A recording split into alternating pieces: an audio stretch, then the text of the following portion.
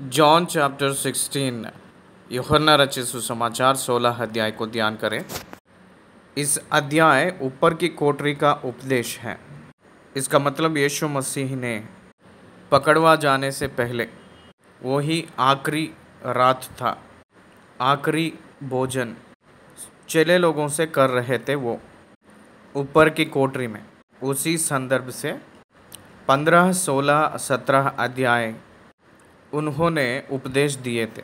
यीशु मसीह जो किए थे उस उपदेश में एक बड़ा सा उपदेश, ये उपदेश कहते हैं पहाड़ के ऊपर उपदेश और जैतून पहाड़ के ऊपर उपदेश, ऊपर की कोठरी के उपदेश।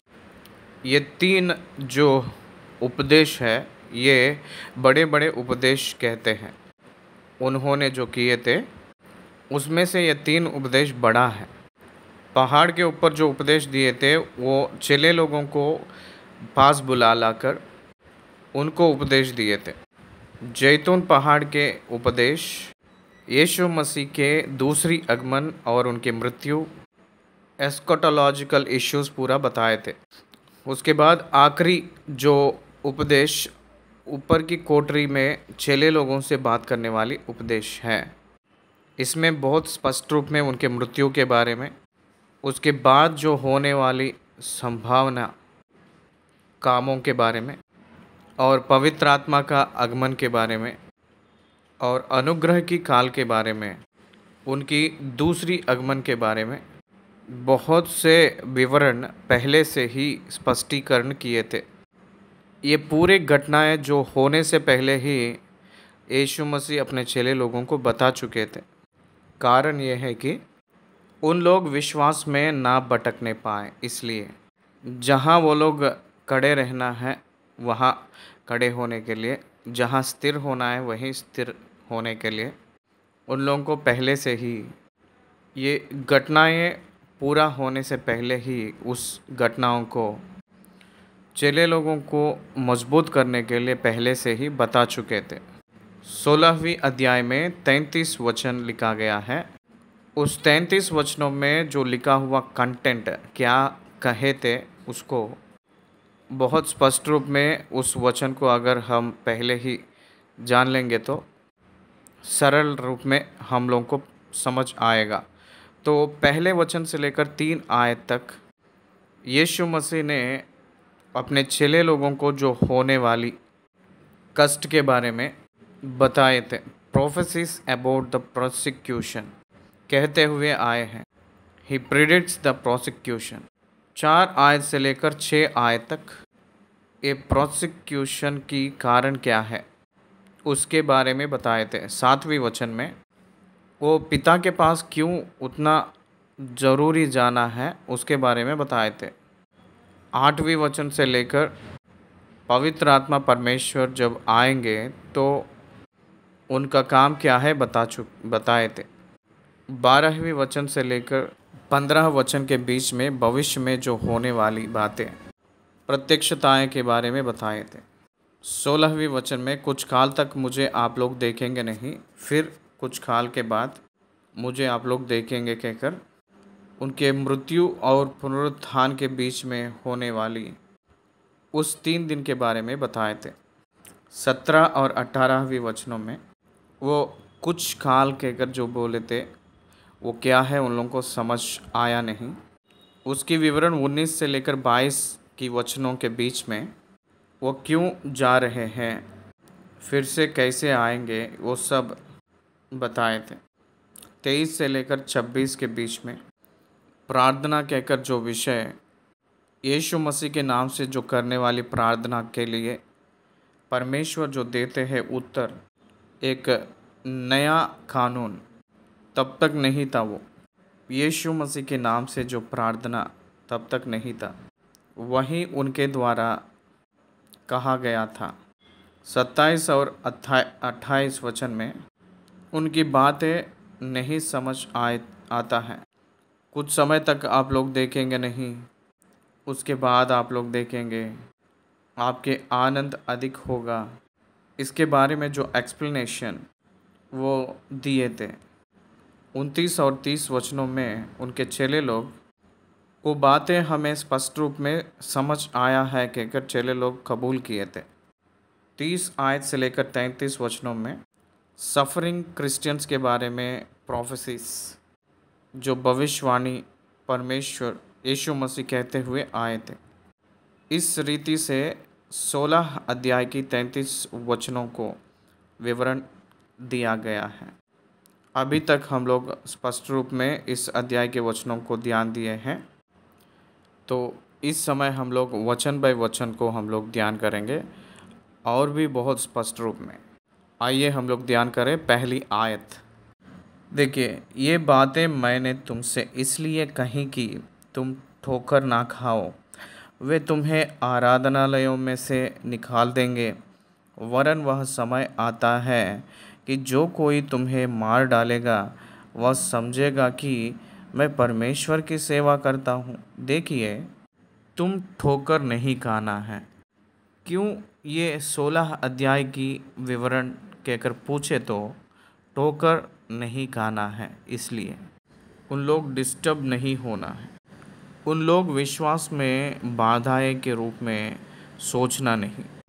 अरे क्या हो गया है, हम तो यीशु मसीह के पीछे चल रहे हैं, लेकिन अचानक से ये परिस्थितियाँ क्यों आया है, ये धिक्कारने का परिस्थिति क्यों आया है, ये जो उल्टा बाधाएं क्यों आ रहा है, हिंसा के रूप में परिस्थितियाँ क्यों हमें ही क्यों हो रहा है।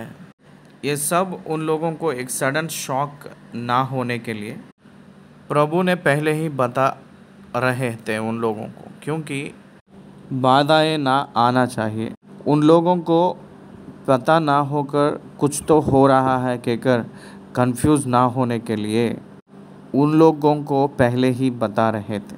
जो उन लोगों को पता है वही उन लोगों के जीवन में हो रहा है कहकर उन लोग जानने के लिए प्रभु ने उन लोगों को प्रकट किए थे। मतलब जानकर अगर रहेंगे तो पहले से ही वो तैयार के साथ रहेंगे कहकर प्रभु ने पहले ही ये पूरे बातें बता चुके हैं। ये घटनाएं उनके जीवन में जब होते वक्त वो लोग ये सोचेंगे ये तो हमारे जीवन में योजना के हिसाब से पहले ही होगा कहकर पता है हमें, चलो हम लोग आगे बढ़े कहकर ये एक जागरूक में आ जाएंगे वो लोग। इसीलिए ये पूरे बातें पहले ही चेले लोगों को बता रहे थे। तुम्हें आराधनालयों में से निकाल देंगे। देखिए, यहूदियों ने यहूदियों को खुद क्यों निकाल देंगे, क्या कारण होगा। एक यहूदी दूसरा यहूदी को यानी समाज अगर निकाल दे रहे हैं, इसका मतलब क्या है पता है, मूर्ति के पूजा, नहीं तो परमेश्वर के विषय में उल्टा वाद विवाद जो लोग करेंगे उन लोगों को निकाल देंगे बाहर। इसका मतलब यहोवा परमेश्वर को जो लोग उनके विरुद्ध में बातें करेंगे उन लोगों को निकाल देना वहाँ का नियम है। प्रभु ने कह रहे थे आराधनालयों में कहकर, आराधनालयों का मतलब सिनेगोग्स में वो लोग जाकर अपने व्यवस्था को पढ़कर फेलोशिप कंटिन्यू करके एक और एक स्पिरिचुअली वो लोग रहते थे, वहाँ से उन लोगों को निकाल देंगे कहकर कह रहे हैं। क्यों, इसका मतलब x communicate for juice the society of juice. यहूदा समाज ने मसीह लोगों के रूप में जो है प्रेरितों यानी अपोस्तलों को निकाल के अलग कर देते हैं, एक्स कम्युनिकेट करेंगे। सबसे पहली बात प्रभु इस अध्याय में यही कहे थे। ये जो घटना है प्रभु ने पहले ही बताए थे, अलग कर देंगे कहकर, निकाल देंगे कहकर। यही अनुभव चेले लोग उनके बाद कहने के बाद कुछ दिनों के बाद अनुभव किए थे अपने जीवन में। अगर हम लोग प्रेरितों के पुस्तक की इतिहास को अगर हम देखेंगे तो great war between the apostles and priests and the society of juice, यहूदियों के समाज उपदेशक और व्यवस्था के उपदेशकों प्रेरितों से विरुद्ध हो गए थे। वो लोग उन लोगों से आर्ग्यूमेंट्स किए थे, उन लोगों को किस अधिकार से आप लोग प्रचार कर रहे हैं कहकर उन लोगों से पूछे थे। उन लोगों को समाज में हम लोग अंगीकार नहीं करेंगे कहकर उनको निकाल दिए थे, क्योंकि गॉस्पल बलिदानों को स्टॉप कर देती हैं। ध्यान से सुनिए, सुसमाचार यीशु मसीह की मृत्यु ही बलि के रूप में अपोस्तल्स एक्सप्लेन करते हैं, लेकिन ओल्ड टेस्टमेंट में वो कहीं भी नहीं है ना।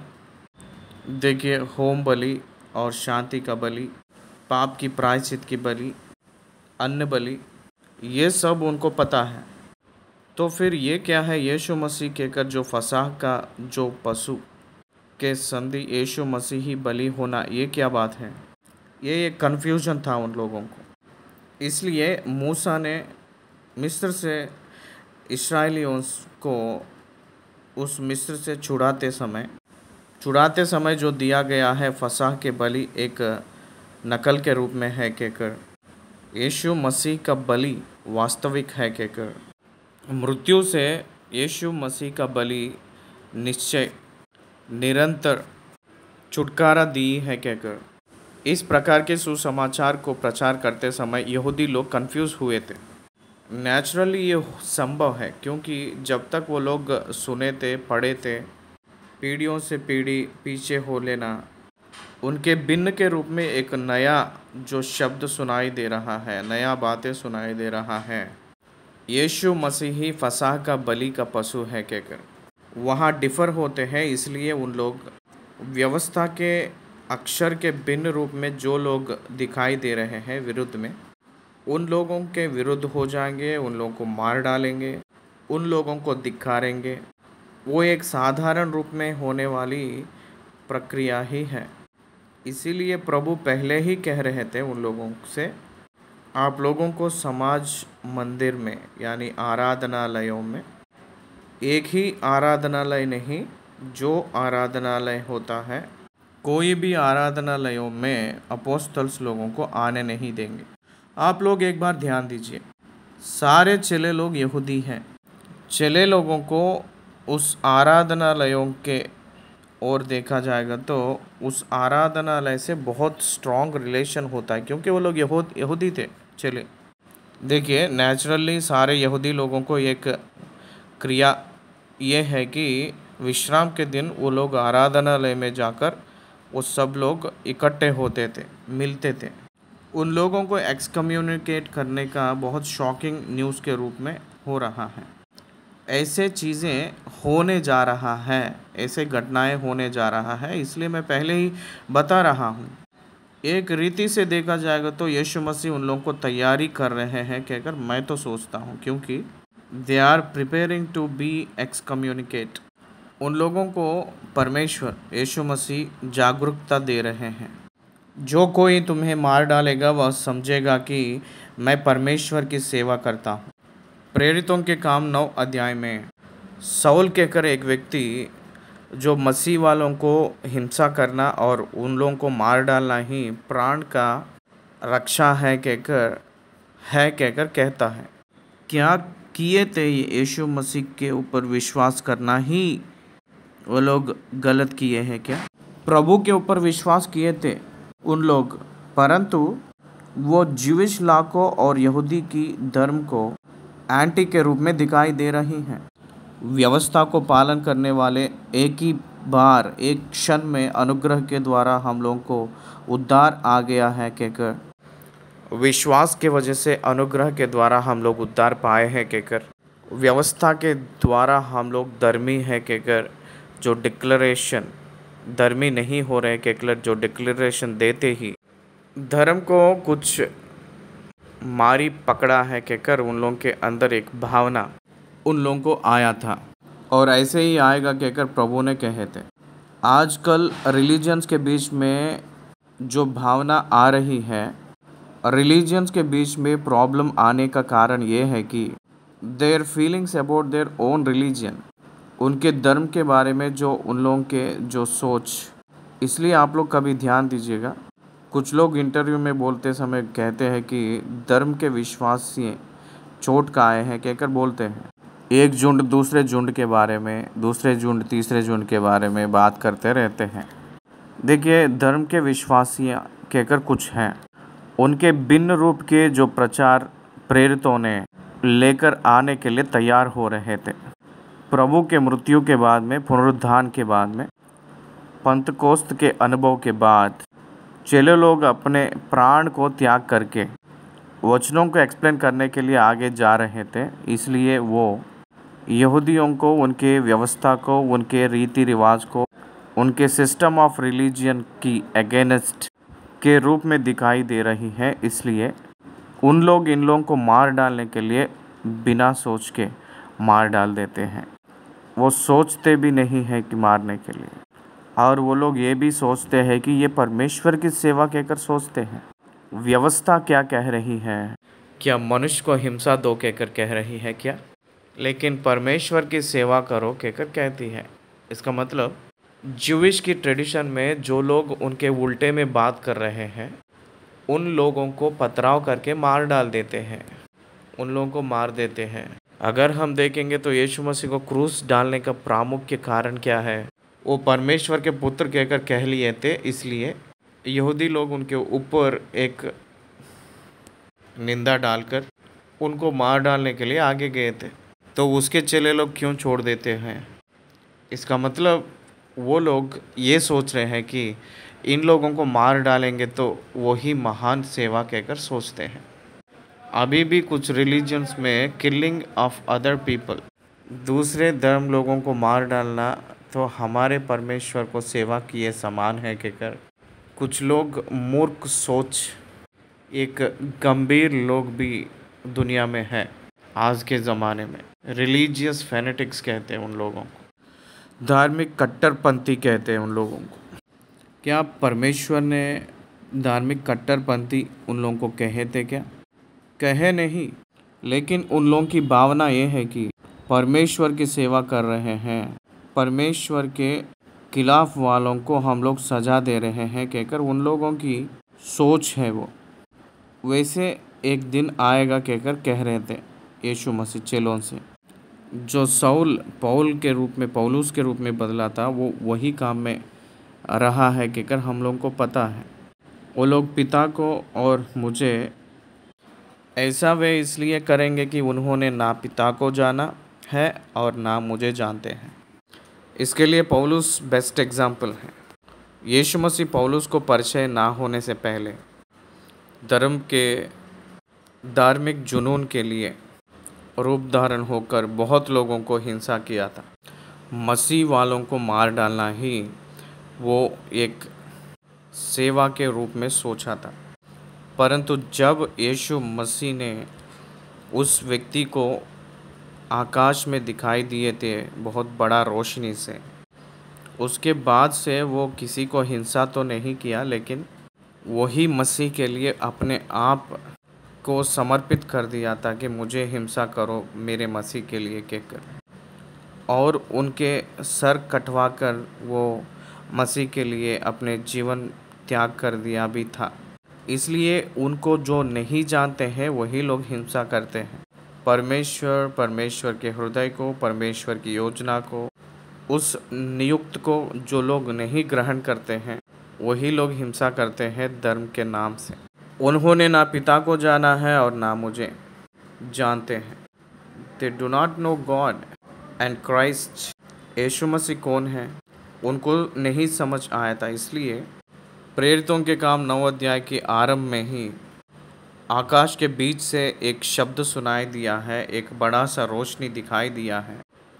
हे साउल मुझे क्यों सताता है कहकर एक आवाज़ आया था। तुरंत साउल ने कहा था, तू कौन है प्रभु कहकर पूछा था साउल ने। इसका मतलब उसको पता है कि वो खुदा है कहकर, तू कौन है कहकर पूछने का मतलब क्लैरिफिकेशन। मैंने आपको सताना, ये क्या बात है? मैं तो आपकी सेवा कर रहा हूँ। आकाश के बीच में जो परमेश्वर की रोशनी, जो वचन ही परमेश्वर को मैं तो सेवा कर रहा हूँ, हिंसा कर रहा हूँ कहकर जो आवाज़, ये क्या बात है? इसलिए हे प्रभु तू कौन है कहकर पूछते ही, तू जो सता रहा है उस यीशु मसीह हूँ। तू जो सता रहा है वो यीशु मसीह हूँ मैं। What a wonderful answer and revelation. बस तुरंत घोड़े से नीचे गिर पड़ा था और अंधा हो गया था, ब्लाइंड मैन हो गया, ब्लाइंड मैन बन गया था। हाय, मैं तो परमेश्वर की सेवा कर रहा हूँ कहकर परमेश्वर की भक्त लोगों को मार डाल रहा हूँ। इतने दिनों से शॉक हो गया था साउल ने। बस तुरंत उसका मन फिर गया था। इसलिए वो आखिरी दिन तक, आखिरी क्षण तक वो ये गवाही दिया था, मुझे जो मिला था दर्शन, उस दर्शन के अनाज्ञाकारिता नहीं हुआ कहकर कहते हुए आया था साउल ने, पौलुस बनकर। Then he came to know Christ, तब समझ आया था यीशु ही मसीहा कहकर, यीशु मसीह ही पवित्र आत्मा है, यीशु मसीह ही परमेश्वर का पुत्र है कहकर, और यीशु ही खुदा है कहकर, भगवान है कहकर। मैं यीशु हूँ कहकर बोलते ही ओल्ड टेस्टमेंट एक्सपर्ट के रूप में था साउल ने, उसको टोटल पिक्चर समझ आ गया है। The one who revealed God in the old testament is nothing but Jesus Christ. जो लोग पुराना नियम में परमेश्वर को दिखाए थे, वही यीशु मसीह ही पुराना नियम का परमेश्वर है कहकर वो समझ गया था साउल ने। इसलिए चेले लोगों को पहले ही प्रभु ने बता रहे थे, मैंने परमेश्वर की सेवा कर रहा हूँ कहकर सोचते हुए आप लोगों को मार डालूँगा कहकर लोग सोचते हैं। मतलब लोगों का सोच ये है कि जिस इंसान को अगर हम मार देंगे तो हम परमेश्वर की सेवा किए समान है कहकर कुछ लोग आएंगे कहकर बता रहे थे चेले लोगों को यीशु ने। वही हुआ था साउलुस के जीवन में।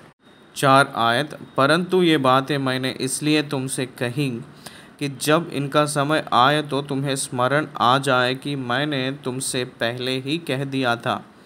मैंने आरंभ में तुमसे ये बातें इसलिए नहीं कही क्योंकि मैं तुम्हारे साथ था, परंतु अब मैं अपने भेजने वाले के पास जाता हूँ और तुम में से कोई मुझसे नहीं पूछता तो कहाँ जाता है, परंतु मैंने जो ये बातें तुमसे कही हैं इसलिए तुम्हारा मन शोक से भर गया है। मैंने आरंभ से तुमसे ये बातें इसलिए नहीं कही क्योंकि मैं तुम्हारे साथ था, परंतु अब मैं अपने भेजने वाले के पास जाता हूँ और तुम में से कोई मुझसे नहीं पूछता तो कहाँ जाता है, परंतु मैंने जो ये बातें तुमसे कही हैं इसलिए तुम्हारे मन शोक से भर गया है।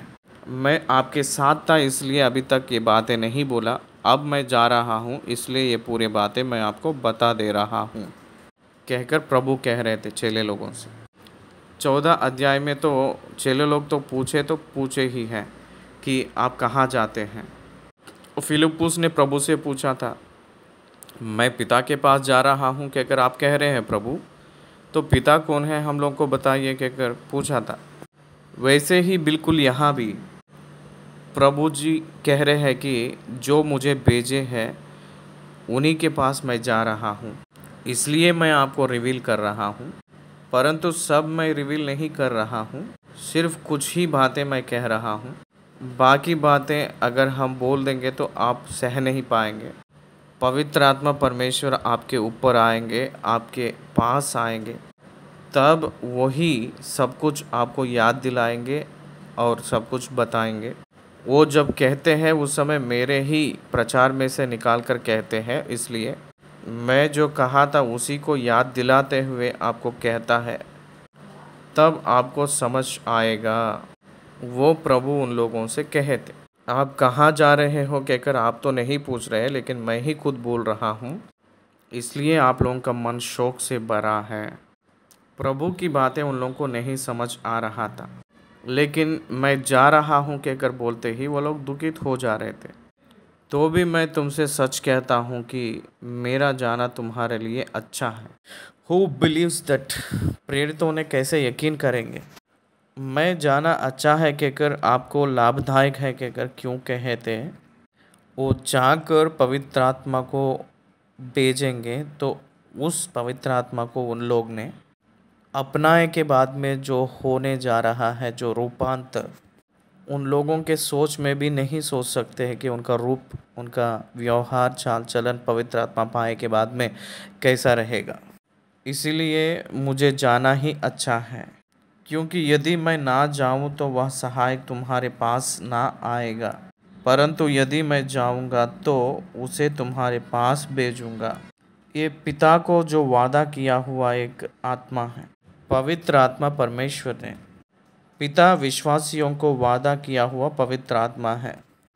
ये पवित्र आत्मा परमेश्वर विश्वासी लोग जो विश्वास रखे हैं उनके अंदर सदा तक निवास होंगे। यही उन लोगों का लाभदायक है। यीशु मसीह ने एक्सटर्नली टीच किए थे, holy spirit God internally teach करेंगे, इनर में रहकर।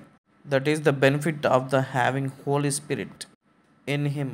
हर एक व्यक्ति को पवित्र आत्मा अंदर से सहायता करेगा, इसलिए ये अच्छा है। यदि मैं जाऊंगा तो उसे तुम्हारे पास भेजूंगा, अगर नहीं जाऊंगा तो वो आपके पास आएगा नहीं। मैं जाना है और वो आपके पास आना है और मैं जाकर भेजना है। ये पिता की वादा है। यीशु मसीह आकाश में आरोहण हुए के बाद में 10 दिन के बाद पवित्र आत्मा का भरपूरी ऊपर की कमरे में जो रहे थे, वो 120 विश्वासियों को, उनके ऊपर पवित्र आत्मा आया था। ये हमें एक्ट्स 2 में हमें दिखाई देती है, प्रेरितों के काम 2 अध्याय में। The work of the Holy Spirit explained. 8th verse. वह आकर संसार को पाप और धार्मिकता और न्याय के विषय में निरंतर निरुत्तर करेगा। वह आकर संसार को पाप और धार्मिकता और न्याय के विषय में निरुत्तर करेगा। क्यों? पाप के विषय में और न्याय के विषय में, धार्मिकता के विषय में। क्यों पाप के बारे में? दुनिया के प्रजा ने यीशु मसीह के ऊपर विश्वास नहीं किए हैं, इसलिए पाप क्या है उन लोगों को एक्सप्लेन करना है, वो केवल पवित्र आत्मा ही एक्सप्लेन करेगा। पवित्र आत्मा परमेश्वर जो जिसको एक्सप्लेन करेगा, ये आपका पाप है कहकर, आप पापी है कहकर अपने आप को कबूल करवाते हैं, उसको केवल पता चलता है कि मैं पापी हूँ। क्या आप ये जानते हैं कि दुनिया में हम लोग बुरे लोग हैं कहकर तो कबूल करते हैं, लेकिन हम पापी हैं कहकर दुनिया नहीं मानते हैं। जो मसीह को मानते हैं, यीशु मसीह के ऊपर विश्वास करने वाले ही, हम लोग बुरे लोग नहीं हैं, केवल बुरे ही लोग नहीं हैं, हम लोग पापी भी हैं। हम पाप किए हैं, पाप करके हम लोग मर गए हैं, आत्मा में हम लोग मर चुके हैं कहकर केवल वही लोग पहचानेंगे। It is the act of the Holy spirit. इसीलिए प्रभु कहते हैं, दुनिया हमारे ऊपर विश्वास नहीं की है, इसलिए पाप के बारे में हम कबूल करवाएंगे, वो आकर कबूल करवाएगा। पवित्र आत्मा परमेश्वर की सबसे पहले काम यह है कि you are a sinner, this is your sin. आप पापी हैं, ये देखो यही पाप है कहकर कहते ही उस व्यक्ति ने कबूल करेगा। इसलिए एक व्यक्ति अपने आप परमेश्वर को अंगीकार नहीं करेगा, पवित्र आत्मा परमेश्वर कबूल करवाएगा। The Holy spirit God make a person to believe and to convince and to convict. क्या आप समझ रहे हो? पवित्र आत्मा परमेश्वर ने एक इंसान के अंदर मैं पापी हूँ कहकर कबूल करवाएंगे। जब तक कबूल नहीं करेगा तब तक उसको पवित्र आत्मा उसके अंदर काम नहीं करेंगे, तो उसको ये नहीं समझ आता है कि मैं पापी हूँ। चाहिए तो आप लोग दुनिया में चेक कर सकते हैं, किसी को जो यीशु को नहीं जानता है, एक अन्य व्यक्ति को बुलाकर, हे जी सुनिए आप बहुत पापी हो कहकर बोलते ही वो तुरंत बोलेगा what is this nonsense, nuisance, useless fellow कहकर डांटेगा वो। मैंने मेरे अनुभव में, मेरे प्रैक्टिकल लाइफ में बहुत लोगों को करके मैं दिखाया था। ये एक अन्य व्यक्ति को सबके सामने बुलाकर क्या आप पापी हो कहकर पूछे तो पापी क्या है कहकर कहेगा वो। अगर उद्धार पाया हुआ व्यक्ति है तो हे प्रभु मुझे क्षमा कर, मैं पापी हूँ कहकर हमेशा वो प्रभु से मांगते ही रहेगा। प्रभु ने पाप के बारे में कबूल करवाएगा। There the light starts on the heart of the believer. तब ही एक सर्च लाइट अपने ऊपर गिरे जैसे, जिसका पाप उसको समझ आएगा। इसीलिए आप लोग देखिए, मसीह वाले जो यीशु को अंगीकार किए, सो जब अपने पापों को कबूल कर लेते हैं प्रभु के सम्मुख में, क्या कभी ध्यान दिए हो? वो it is the sign of accepting Christ. Lord's work उस व्यक्ति में हो रहा है कहने के लिए अपने पाप को प्रभु के पास कुछ भी देर ना करके वो अपने आप कबूल करेगा। जो कौन प्रभु को अपनाएगा वो प्रभु के पास पाप को कबूल कर लेगा। यीशु मसीह को खुदा कहकर जो मानता है वो ही यीशु मसीह के पास पापों को कबूल कर लेगा और प्रार्थना करेगा। वो उसके बाद पिता के पास मैं जाऊंगा 10 आयत में, और धार्मिकता के विषय में, इसलिए कि मैं पिता के पास जाता हूँ और तुम मुझे फिर ना देखोगे। न्याय के विषय में, इसलिए कि संसार का सरदार दोषी ठहराया गया है। अब से मैं आपके साथ नहीं रहूँगा, तो धार्मिकता के विषय में आप लोग अब से नहीं जाएंगे, लेकिन पवित्र आत्मा ने आपको धार्मिकता सिखाएगा, समझाएगा कहकर कह रहे हैं। What is righteousness of God कहकर पवित्र आत्मा ही इस दुनिया को सिखाएंगे। यीशु मसीह परमेश्वर धार्मिकता व्यक्ति है। यीशु मसीह परमेश्वर धार्मिक है, धर्मी है। वैसे ही विश्वासी लोग विश्वास के ज़रिया धार्मिक बने हैं। ये न्याय कहकर बताने वाला दुनिया को केवल पवित्र आत्मा परमेश्वर ही। बिना पवित्र आत्मा से कोई भी धार्मिकता के बारे में नहीं जान सकते। इस संसार के सरदार तो न्याय के विषय में वो न्याय पा चुका है ना, वो दोषी ठहराया था, वो दोषी ठहरा है, इसलिए उसका अंत आग की भट्टी है, यानी नरक। इसका मतलब who believe Satan the ruler of the world. जो लोग इस दुनिया के सरदार को यकीन करेंगे, उन लोगों को पता होना चाहिए उनके साथ हम लोग भी नरक में जाएंगे। वो न्याय किया गया है कहकर पवित्र आत्मा परमेश्वर ने कबूल करवाएगा। जो लोग यीशु मसीह पर विश्वास नहीं रखते हैं, उन लोग सज़ा पाएंगे। ये सत्य सुसमाचार में ही प्रभु ने बता चुके थे। जो यकीन करके बपतिस्मा लेता है वो उद्धार पाएगा, जो यकीन नहीं करेगा उसको सज़ा डाला जाएगा। इसलिए जजमेंट है, वो जजमेंट अनाउंस्ड। इस दुनिया के सरदार को जजमेंट है। इस दुनिया के सरदार के पीछे जो लोग हो लेते हैं उन लोगों को भी वो न्याय संभव होगा। वो पवित्र आत्मा परमेश्वर ही कबूल करवाएगा। इसलिए एक विश्वासी मैं पापी हूँ कहकर ग्रहण करेगा, परमेश्वर की धार्मिकता को पहचानेगा। मैं धर्मी व्यक्ति नहीं हूँ, लेकिन विश्वास के ज़रिए मैं धर्मी व्यक्ति हूँ कहकर जान लेगा, और वो न्याय की ओर से मैं हट गया हूँ कहकर पहचानेगा।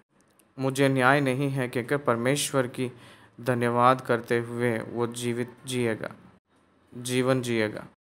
इसीलिए उसी के कारण के लिए प्रभु के लिए प्राण रखने के लिए भी वो कभी पीछे नहीं मुड़ेगा विश्वासी।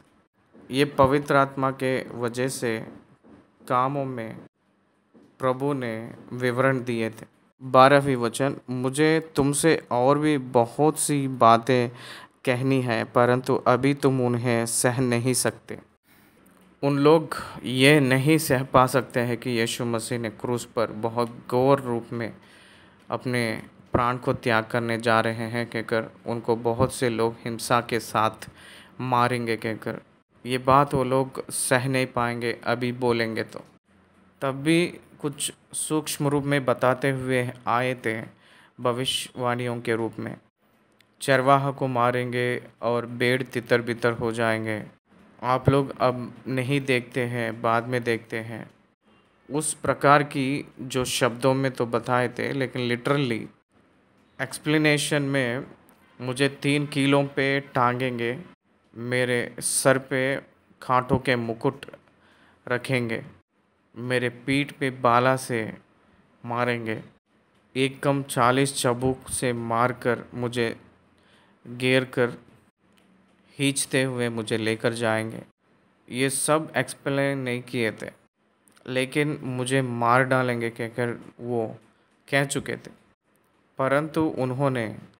परंतु जब वह अर्थात सत्य का आत्मा आएगा तो तुम्हें सब सत्य का मार्ग बताएगा, क्योंकि वह अपनी ओर से ना कहेगा, परंतु जो कुछ सुनेगा वही कहेगा और आने वाली बातें तुम्हें बताएगा।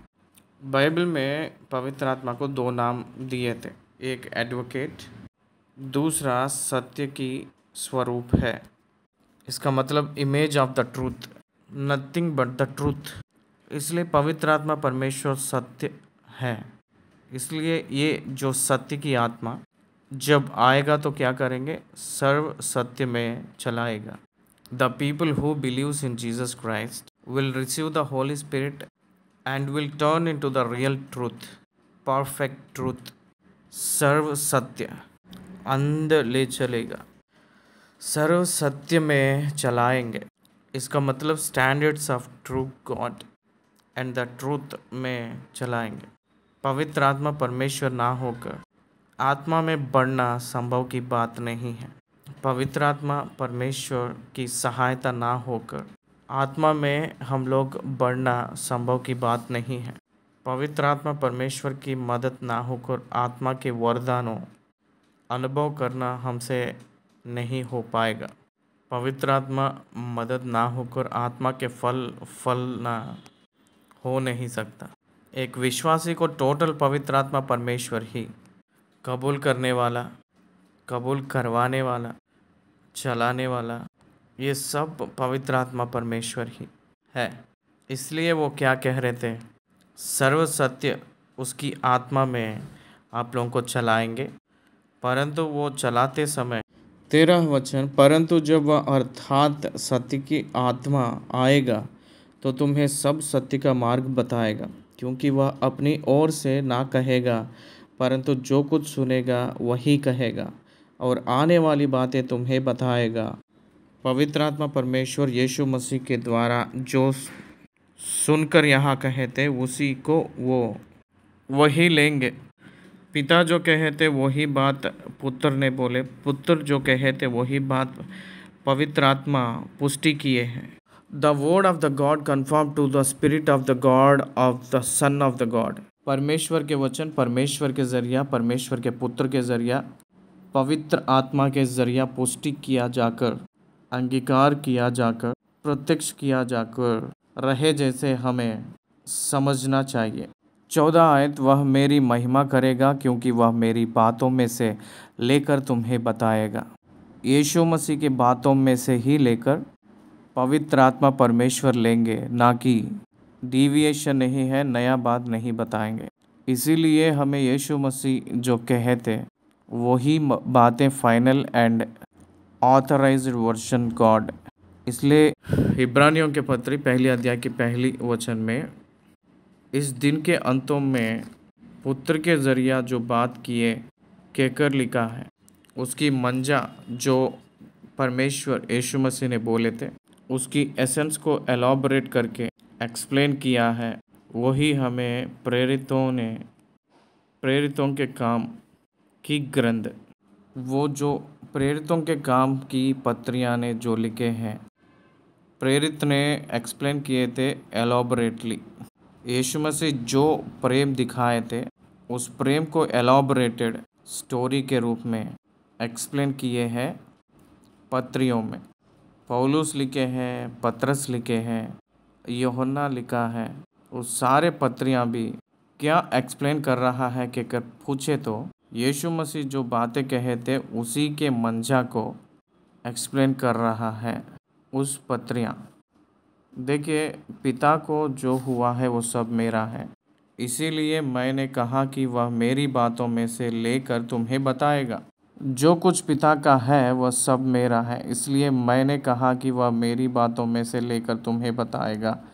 पिता जो भी कहे थे वो सब मेरा है, यानी यीशु मसीह का है, यीशु मसीह ने इनहेरिट कर लिए थे, वो सब मेरा है। इसका मतलब मैं ही वचन हूँ। I am the authorised word from God in revelation of God.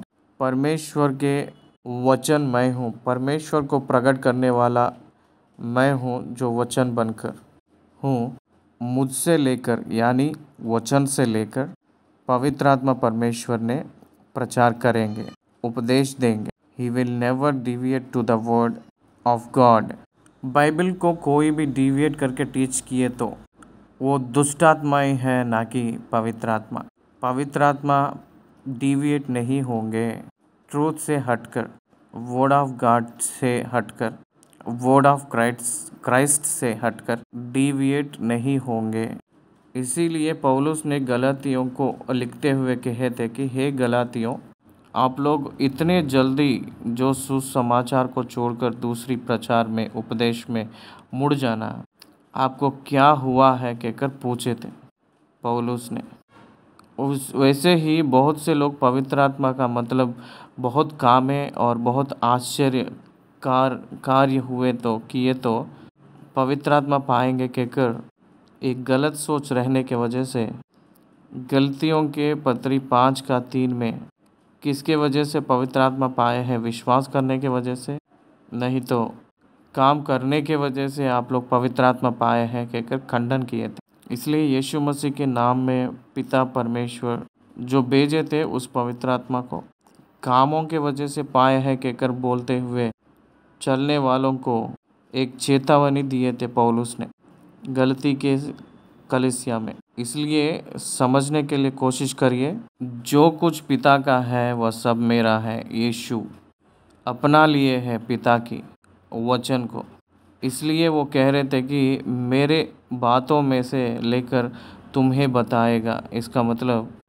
मेरी महिमा कर रहा है। The Holy spirit God is glorified Jesus Christ. Jesus Christ is glorifying the Father. The Father is glorifying Christ and the Spirit and the Church. Beautiful concept है ये। महिमा कर रहे हैं, परमेश्वर महिमा कर रहे हैं। रोमियो के पत्र में बहुत स्पष्ट रूप में बताए थे। हमें बहुत प्रकार के रेफरेंसेस में से हमें ये समझ आता है God is glorifying his church.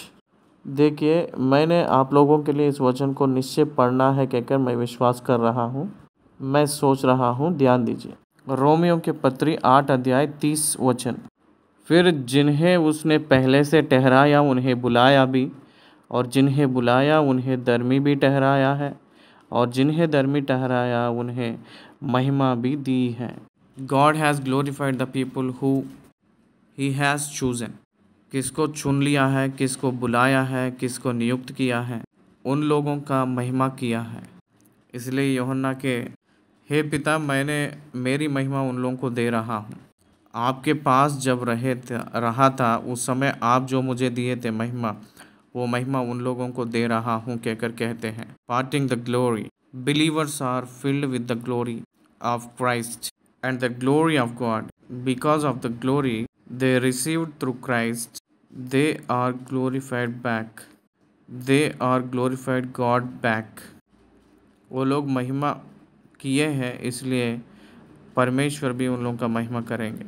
That is the secret. एक मनुष्य अपने जीवन के ज़रिए परमेश्वर की महिमा ला रहा है, इसका मतलब ये अर्थ आता है कि उस मनुष्य का अपने जीवन के ज़रिए परमेश्वर की महिमा लाने वाला बन रहा है। इसका अर्थ ये है कि उस मनुष्य का जीवन परमेश्वर के ज़रिए महिमा हुई है कहकर अर्थ आती है। पापी होकर मैं एक सुसमाचार प्रचार करने वाला व्यक्ति के रूप में परमेश्वर के वचन को प्रचार कर रहा हूँ। इसका मतलब वो परमेश्वर मुझे महिमा किया है, इसलिए वो हो रहा है। God has given me this glory to proclaim his truth and the word. उनके सत्य को, उनकी बातों को पापी होकर मैं अगर प्रचार कर रहा हूँ, इसका मतलब because he accepted me, he has chosen me. वो मुझे नियुक्त कर लिए थे, चुन लिए थे, बुला लिए थे, धर्मी व्यक्ति के रूप में बनाया था, वो मुझे महिमा किया है। इसलिए पवित्र आत्मा परमेश्वर उनकी वचन को मेरे मुंह पे उच्चारण करने के लिए अगुवाई कर रहे हैं। That is glorification. हम लोग परमेश्वर की महिमा करने के लिए ही इस दुनिया में है कहकर हमें समझ आ रहा है। 16वीं वचन से बहुत प्रामुख्य विषय है, बोल रहा हूँ, ध्यान से सुनिए। थोड़ी देर में तुम मुझे ना देखोगे और फिर थोड़ी देर में मुझे देखोगे। ये थोड़ी देर कहकर जो शब्द 6 बार यहाँ दिखाई देती है, 6 बार लिखा रहता है, दिखाई देता है। थोड़ी देर कहकर क्यों कहते हैं, इसका मतलब 3 डेज। फिर थोड़ी देर कहकर क्यों कहते हैं, इसका मतलब फ्यू हावर्स। इसका मतलब थोड़ी देर में, इसका मतलब लेस देन 1 डे में मैं क्रूस पे मैं मृत्यु होऊंगा और मुझे दफनाएंगे। इसलिए कुछ थोड़ी देर, इसका मतलब फ्राइडे से लेकर संडे मॉर्निंग तक।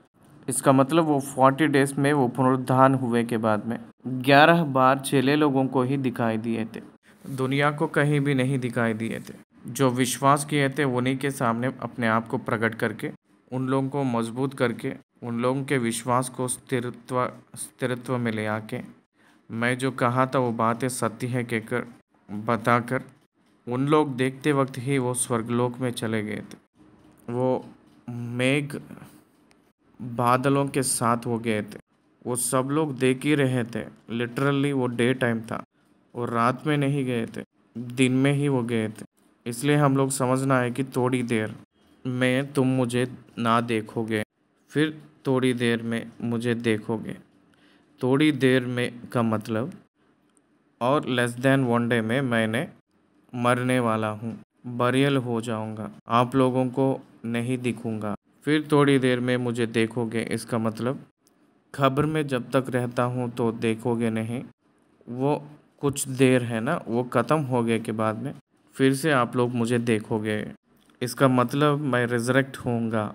यीशु मसीह मेरी मृत्यु और पुनरुत्थान के बारे में उनकी थोड़ी देर कहकर जो शब्दों में विवरण दिए थे, वैसे हम लोग समझना है। लेकिन ये उन लोगों को नहीं समझ आया था। क्यों प्रभु ने कह रहे थे कि थोड़ी देर में तुम मुझे ना देखोगे कह रहे हैं, और फिर थोड़ी देर में मुझे देखोगे कहकर कह रहे हैं। पिता के पास मैं जा रहा हूँ कहकर जो वो कह रहे थे, ये बात ये क्या है, समझ में नहीं आ रहा है कहकर एक दूसरे से वी वर कन्फ्यूज्ड कहकर एक दूसरे से बोल ले रहे थे। हाँ, यीशु मसीह एक गुप्त रूप में बात कर रहे थे, उन लोग अपने आप में बोले रहे थे। 18वीं आयत, तब उन्होंने कहा, यह थोड़ी देर जो वह कहता है क्या बात है, हम नहीं जानते कि वह क्या कहता है। 19 वचन में, यीशु ने यह जानकर कि वे मुझसे पूछना चाहते हैं, उनसे कहा, क्या तुम आपस में मेरी इस बात के विषय में पूछताछ करते हो? थोड़ी देर में तुम मुझे ना देखोगे और फिर थोड़ी देर में मुझे देखोगे। मैं तुमसे सच सच कहता हूँ कि तुम रोओगे और विलाप करोगे, परंतु संसार आनंद करेगा। तुम्हें शोक होगा, परंतु तुम्हारा शोक आनंद में बदल जाएगा।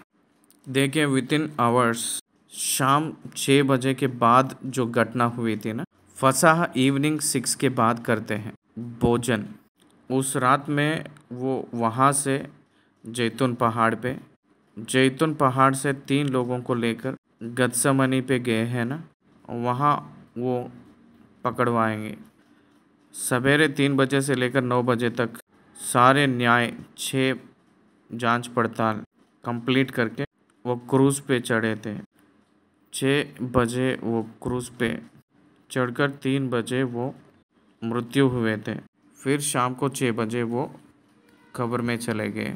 इसलिए वो ये कह रहे हैं कि आप लोग रोएंगे लेकिन दुनिया हंसेगा। देखिए, वो हुआ था उसी दिन। एक्चुअली क्या हुआ था आपको पता है? दैट सेम डे, क्योंकि इवनिंग 6 1 डे के रूप में वो लोग गिनते हैं। हम लोग तो आधी रात 12 बजे से फिर 12 बजे आधी रात को एक डे हम लोग गिनते हैं 1 डे के। उन लोग इवनिंग 6 को फंसा के लिए गैदर हुए थे, और गैदरिंग मीटिंग में ही ये सब कुछ ऊपर की कोठरी में बता रहे थे। इसलिए सेम डे वो लोग रोने जा रहे हैं, प्रभु को पकड़वा दिया था, जो यहूदा ने धोखा करके वो पकड़वाया था ना, बाकी सब लोग प्रभु को जब पकड़वाने का संदर्भ में सब लोग छोड़कर भाग गए थे, परंतु पतरस ने पीछे पीछे होते हुए पीछे हो लिया था। यूहन्ना है तो नज़दीक पे ही रहकर देख रहा था। सब लोग रो रहे थे क्योंकि प्रभु को क्रूस पे टांगे थे, उनको पकड़ लिए थे, उनको अन्याय का न्याय चुकाए थे, पूरा लहू बहाए थे, उनका बहुत क्रूर रूप में मारे थे, उनको वस्त्र भी ना होकर मार डाले थे क्रूस पे, बहुत घोर रूप में शाप ग्रस्त के रूप में उनको टांगे थे। बहुत अच्छे से उन लोगों के साथ भोजन खा रहे थे, प्रभु ने दाखरस पी रहे थे। उस प्रकार की कंडीशन में से how can they expect with ours horrible death to their belong to master.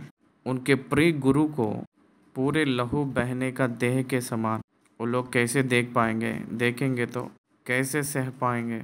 इसलिए वो कहते हैं कि आप लोग रोएंगे, आप लोग शोक में हो जाएंगे, लेकिन सब लोग आनंद से खुशी से हंसते रहेंगे। पूरा संसार का मतलब वहाँ जितने भी लोग हैं वो लोग, प्रधान याजक और याजक लोग, लेवी लोग, वैसे ही यहूदी लोग, सब लोग संतुष्ट आनंद से रहेंगे, लेकिन आप लोग रोएंगे, विश्वासियों में रोएंगे। परंतु यीशु मसीह ने यहाँ ये बहुत शॉर्ट टर्म दुख है आप लोगों को, बहुत सी कम समय ये जो शोक दुख रहेगा कहकर एक एग्जाम्पल यहाँ बताए थे। 21 में लिखा है कि प्रसव के समय स्त्री को शोक होता है क्योंकि उसकी दुख की घड़ी आ पहुँची है। देखिए, बिना दुख की घड़ी ना आकर स्त्री ने शोक ना होकर वो बच्चा को जन्म देना संभव की बात नहीं। ये सब सारे सृष्टि का धर्म है, परंतु उसको दुख तो ज़रूरी है। उस प्रकार के रूप में दुख कितनी देर रहेगा? Very short period. पेन्स आए के बाद में वुमेन डिलीवरी होने के समय, प्राइम डिलीवरी है तो थोड़ा सा डिलीवरी ज़्यादा समय लिया जाता है, लेकिन दर्द बहुत तेज़ से आने की वजह से डिलीवरी हो जाएंगे, परंतु वो बहुत कष्ट की दर्द होता है।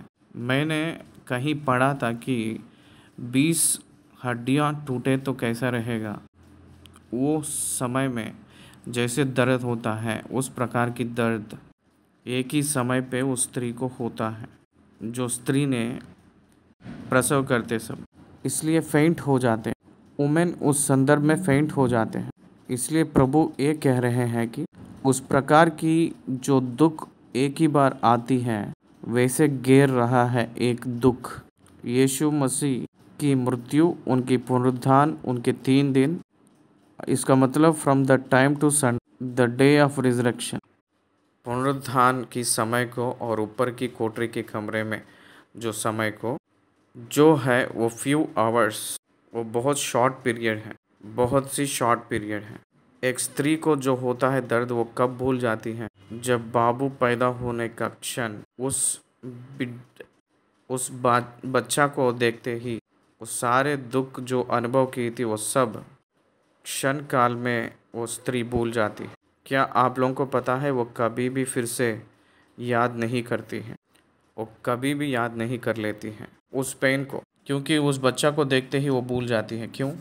क्योंकि बच्चा पैदा हुआ है, द लाइफ केम आउट, एक जीवन बाहर को आया है। उस जीवन को देखकर पेन में बहुत दुख को वो देखी है, मृत्यु को देखी थी। इसलिए कहते हैं कि स्त्री जीवन मृत्यु से तुलना करते हैं। इसलिए प्रभु भी अपने मृत्यु को स्त्री की जो दुख को तुलना करते, जैसे बच्चा पैदा हुए सो जब, इसका मतलब पुनरुत्थान हुए सो जब, बहुत बड़ी संतुष्ट लगती है उस स्त्री को, उस दर्द को ही भूल जाती है। जब दर्द होता है उस समय उनके पति के बारे में उनका सोच कैसा रहता है, और बच्चा पैदा हुए के बाद में उनके पति के बारे में जो भावना कैसा रहेगा, तुरंत भूल जाती है। तुरंत अपने पति को ढूंढते हुए उसकी पति को अपने आप को समर्पण कर लेती है। आज के ज़माने में तो 1 या 2 सीजरियन से ख़त्म कर रहे हैं। पुराने ज़माने में 11 लोग, 15 लोग, 12 लोग को पैदा करते थे स्त्री लोग। अगर वो दर्द उन लोग को याद रहे तो कैसे जाएंगे पति के साथ? नहीं जा सकते हैं ना। इसलिए समझने के लिए कोशिश करिए। उस दुख जितना सत्य है उतना क्षण भर का है, उतना कम समय है। परंतु जो बच्चा पैदा हुए सो जब आनंद पुनरुत्थान से तुलना करते हुए वो कहते आप लोग आनंद होंगे। जो लोग अभी तक आनंद से थे वो लोग रोएंगे। सब लोग घबरा गए थे यहूदा के नेतृत्व में पुनरुत्थान के बारे में सुने सो जब। प्रसव के समय स्त्री को शोक होता है क्योंकि उसकी दुख की घड़ी आ पहुंची है। परंतु जब वह बालक को जन्म दे चुकती है तो इस आनंद से कि संसार में एक मनुष्य उत्पन्न हुआ उस संकट को फिर स्मरण नहीं करती हैं। आप लोग अभी नहीं रोएंगे क्योंकि मैं पुनरुत्थान होकर आपको दिखूंगा। आपके दुख खत्म हो जाएगा। आप लोग फिर से जी उठा हूँ कहकर, मृत्यु के ऊपर जय पाया हूँ कहकर आप लोग आनंद होकर, आप लोग अधिक संतुष्ट से आनंद से भर जाएंगे, ना कि उस क्रूस के बारे में शोक उठाने का समय नहीं रहेगा कहकर कहे थे। इसलिए मसीह वाले क्रूस के बारे में दुखित नहीं होते हैं, पुनरुत्थान के बारे में संतुष्ट होते हैं। 22वीं वचन, उसी प्रकार तुम्हें भी अब तो शोक है परंतु मैं तुमसे फिर मिलूँगा और तुम्हारे मन आनंद से भर जाएगा और तुम्हारा आनंद कोई तुमसे छीन ना लेगा। जब मैं आप लोगों को देखूंगा तब आपका शोक खत्म होकर आनंद से भर जाएंगे, फिर मिले सो जब। इसका मतलब यीशु मसीह ने रिजरेक्ट हुए के बाद मैं आपके साथ मिलकर, आपके पास मैं आकर मुझे अपने खुद दिखाकर, उसके बाद आपके आनंद को सीमा नहीं रहेगा। आपको कभी भी दुख होता ही नहीं। इसलिए मसीह वाला पुनरुत्थान के वजह से आनंदित होगा क्योंकि वो आनंद का गढ़ी है। 23 वचन में एक नया बात, जो एक महत्वपूर्ण बात, एक धन की बात के जैसा बहुत मूल्य बात बताए थे। वो ये है कि ये न्यू लॉ फॉर प्रेयर। उसी दिन तुम मुझसे कुछ ना पूछोगे। मैं तुमसे सच सच कहता हूँ, यदि पिता से कुछ मांगोगे तो वह मेरे नाम से तुम्हें देगा। अब तक तुमने मेरे नाम से कुछ नहीं मांगा। मांगो तो पाओगे ताकि तुम्हारा आनंद पूरा हो जाए। What a great promise it is. Yeshu Masih के नाम पर विश्वास किए हुए लोग, यीशु मसीह पुनरुत्थान हुए हैं, इसलिए यीशु मसीह के नाम से पिता को जो कुछ पूछे तो यीशु मसीह के नाम से पिता ने आपको वो देगा, क्योंकि आप लोग यीशु मसीह के द्वारा पिता के पास आ रहे हैं। That's why he will give whatever you want to ask. एक बात याद रख लीजिए प्रिय विश्वासी लोग, आपके हर एक प्रार्थना परमेश्वर ने मोहर डालेंगे। आपको वो सुरक्षित विषय है तो ज़रूर वो मोहर डाल के अंगीकार करेंगे। अगर वो आप लोगों के लिए क्षेम सुरक्षा नहीं है तो वो अंगीकार की मोहर नहीं डालेंगे। आपको क्षेम उस समय पे नहीं हुए तो जब तक क्षेम का समय आपको नहीं आएगा तब तक उसको रोकेंगे, लेकिन देना तो ज़रूरी है। काना के गांव में उस ब्याह में, उस विवाह में दाखरस देना, वो ये आश्चर्य कार्य करना निश्चय है, लेकिन समय नहीं आया कहकर कहे थे। समय आए सो जब किया था, समय आए सो जब ही परमेश्वर जो आप पूछते हैं परमेश्वर को वो देंगे। आपके बेटी का विवाह, आपके पुत्र का नौकरी, आपके पत्नी का जो स्वास्थ्य, आपके पति का स्वास्थ्य, आपका एक नया घर, वो सब आप पूछते रहेंगे। वो जब आपको क्षेम है तब वो निश्चय आपको ये सब देंगे। आपको और एक विषय मैं बताऊंगा। उद्धार पाया हुआ व्यक्ति, विश्वास किया हुआ व्यक्ति अपने खुद के लिए कुछ नहीं मांगेगा, उसकी परमेश्वर की महिमा करने के लिए ही वो पूछेगा। ये सत्य आप निश्चय सीखना है। आपके आनंद परिपूर्ण हुए जैसे पूछो। एक विश्वासी के आनंद कब परिपूर्ण होगा पता है? वो आनंद सिर्फ पृथ्वी पे रहे जब तक ही नहीं, वो स्वर्ग में भी आनंद परिपूर्ण होना चाहिए। कैसे कहकर पूछे तो एक पापी उद्धार पाए तो स्वर्ग में आनंद होगा, पृथ्वी पे कलीसिया आनंदित होगा। सुसमाचार को प्रचार किया हुआ व्यक्ति जब परिपूर्णता से संतुष्ट होगा, एक व्यक्ति प्रभु को अंगीकार किए सो जब वो बहुत उबल जाता है, प्रभु की महिमा करता है, महान प्रभाव हुआ है कहकर वो बहुत आनंद होता है। इसलिए आपके संतुष्ट परिपूर्ण हुए जैसे आप लोग पूछिएगा, आपके आनंद पूरे हुए जैसे परमेश्वर आपको देंगे, क्योंकि आप लोग मुझ पे विश्वास रखे हैं। यह है प्रभु जो कहे, मैंने ये बातें तुमसे दृष्टांतों में कही हैं, परंतु वह समय आता है कि मैं तुमसे फिर दृष्टांतों में नहीं कहूँगा, परंतु खोलकर तुम्हें पिता के विषय में बताऊंगा। क्या आप समझ रहे हैं? यीशु मसीह ने पिता के बारे में जो प्रत्यक्षता परिपूर्ण रूप में उन लोगों को बताने की घड़ी आ रही है कहकर बता रहे थे। उस दिन तुम मेरे नाम से मांगोगे और मैं तुमसे यह नहीं कहता कि मैं तुम्हारे लिए पिता से विनती करूंगा, क्योंकि पिता तो आप ही तुमसे प्रेम रखता है, इसलिए कि तुमने मुझसे प्रेम रखा है और वह भी विश्वास किया है कि मैं पिता की ओर से आया। मैं पिता की ओर से जगत में आया हूँ, मैं फिर जगत को छोड़कर पिता के पास जाता हूँ। मैंने इस दुनिया में पिता की ओर से आया हूँ, मैंने पिता के पास जा रहा हूँ। मैं पिता के बारे में कहने के समय आ रहा है। उस दिन मेरे नाम से आप लोग पिता से पूछेंगे, लेकिन आपके विषय में मैं पिता से विनती करूँगा कहकर नहीं कह रहा हूँ।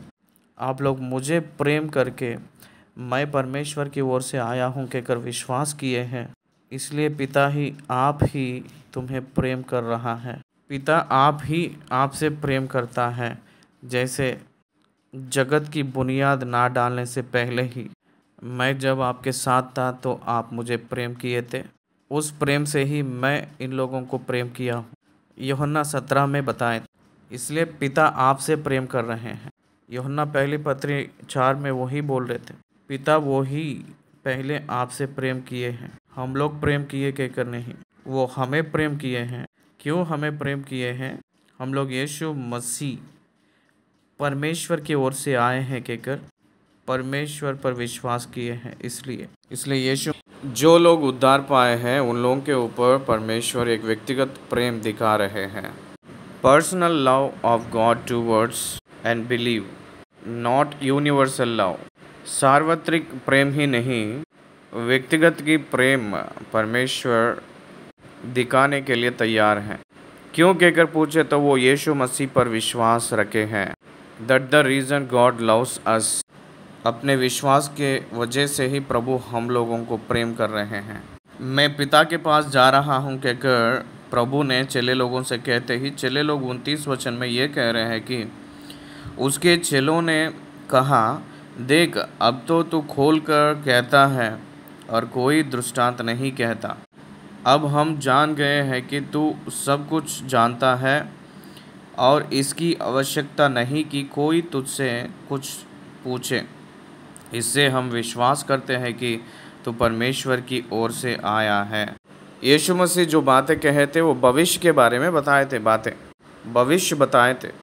उनकी मृत्यु के बारे में, पुनरुत्थान के बारे में, उनके आरोहण के बारे में, पवित्र आत्मा परमेश्वर की प्रेरितों के मृत्यु के बारे में और कलीसिया के व्याप्ति के लिए और प्रभु के दूसरी आगमन के बारे में सब कुछ एक्सप्लेन कर चुके थे। 14, 15, 16 अध्यायों में यीशु मसीह ने एस्कोटोलॉजिकल इश्यूज पूरा बता चुके थे। सब कुछ सुने के बाद में चेले लोग ये कह रहे थे, देख अब तो तू खोल कर कहता है और कोई दृष्टांत नहीं कहता। अब हम जान गए हैं कि तू सब कुछ जानता है और इसकी आवश्यकता नहीं कि कोई तुझसे कुछ पूछे। इससे हम विश्वास करते हैं कि तू परमेश्वर की ओर से आया है। इस आखिरी संदेश उपदेश के वजह से हमको ये समझ आया है कि आप परमेश्वर की ओर से आए हैं कहकर हम विश्वास कर रहे हैं। 31 में प्रभु ने ये कह रहे थे कि यह सुन यीशु ने उनसे कहा, क्या तुम अब विश्वास करते हो? यहाँ प्रश्न का चिन्ह है। इसका मतलब उन लोग तो अभी पहचान लिए हैं, जान लिए हैं। वास्तविक तौर से देखा जाएगा तो उन लोगों को अभी पता चला, पूरा जान लिए कहकर बोल रहे हैं। और बहुत से लोग ये कहते हैं कि जो जान लिए हैं उसको हम विश्वास कर रहे हैं कहकर कहते हैं। हमें बहुत से विषय पता है लेकिन सब हम विश्वास नहीं करते हैं। परमेश्वर महान है कहकर हमको पता है लेकिन यकीन करना हमको नहीं होता है। परमेश्वर चंगाई करता है कहकर पता है लेकिन विश्वास करना हमें नहीं आता है, इसलिए चंगाई नहीं पाते हैं। परमेश्वर धन देगा कहकर हमें पता है लेकिन हम विश्वास नहीं करते हैं। विश्वास नहीं कर पाते हैं इसलिए नहीं पा सकते हैं। इसीलिए याकूब ने कहा था, जब आप प्रार्थना करते हो तब आप लोग ठीक से नहीं कर पाते हो, इसलिए आप नहीं पाते हो, प्राप्त नहीं कर पाते हो। इसलिए ध्यान दीजिए, जानना अलग बात है, विश्वास करना अलग बात है। विश्वास जो है वो एक्शन है, जानकारी होना दैट इज़ द फीलिंग। परमेश्वर के बारे में जानकारी मिलना इट्स ए फीलिंग। मुझे पता है कहकर जो बोलते हैं वो एक भावना है, लेकिन उसके ज़रिया जो काम होता है वो विश्वास कहते हैं।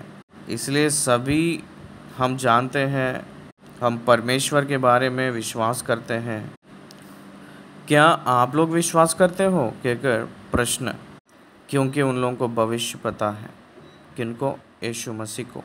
उनको भविष्य पता है, इसलिए वो कह रहे हैं कि देखो वह घड़ी आती है, वरन आ पहुंची है कि तुम सब तितर बितर होकर अपना अपना मार्ग लोगे और मुझे अकेला छोड़ देंगे, तो भी मैं अकेला नहीं, क्योंकि पिता मेरे साथ है। वो घड़ी आती है, आ चुकी है, वो घड़ी आ चुकी है। इसका मतलब आप सब लोग मुझे छोड़कर भाग जाएंगे, आप लोग तितर बितर हो जाएंगे, ये बात कह चुके हैं।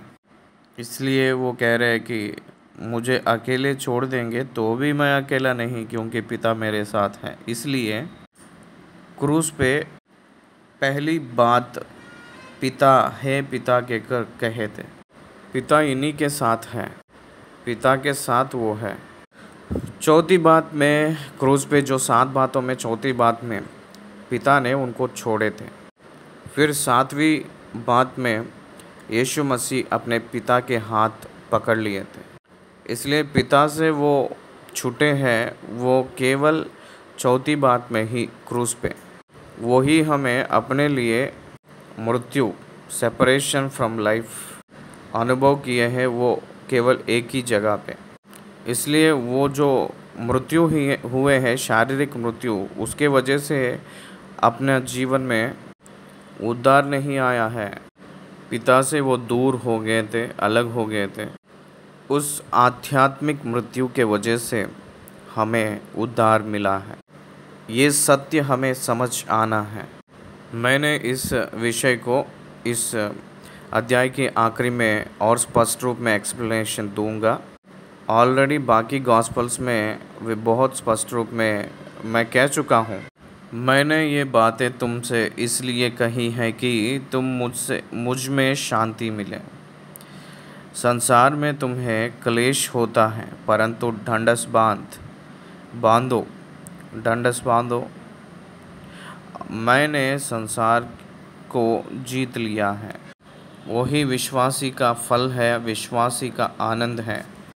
मेरे यीशु ने दुनिया को जीत लिया है, इसलिए मुझको जो होने वाली कष्ट वो केवल थोड़ी ही देर के लिए है। It's not permanent. Persecution is not permanent. क्या आपको समझ आ रहा है? परमेश्वर के संतान हुए हम लोगों को इस दुनिया में क्लेश है।